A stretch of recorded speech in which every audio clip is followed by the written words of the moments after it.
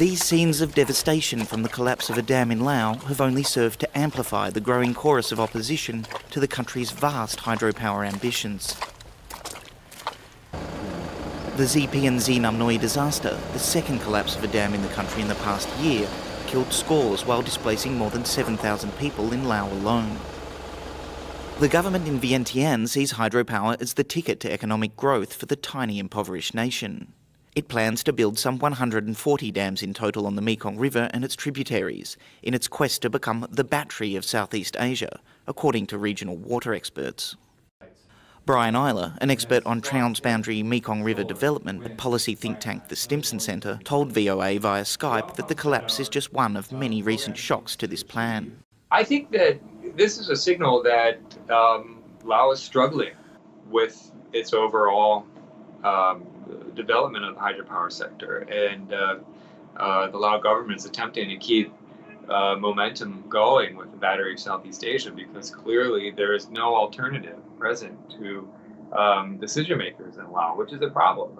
All of Laos' eggs are in one basket on this hydropower binge. The Lao government has blamed shoddy construction and announced a review of all existing hydropower projects before any new dams are green-lighted, a move welcomed by experts like Eiler.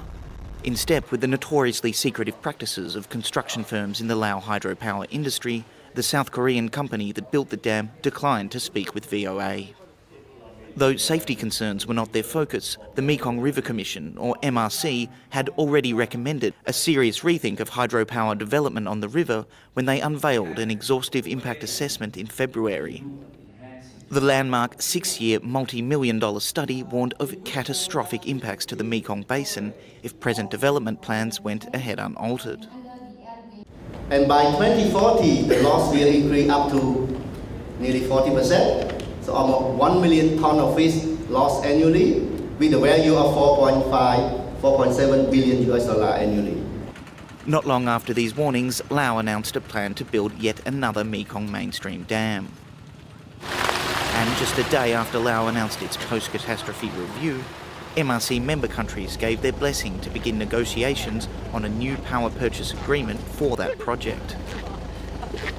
At the February MRC summit, proponents of renewables pushed serious alternatives, arguing options like solar were on the cusp of becoming cheaper, with vastly lower financial, environmental and human risks.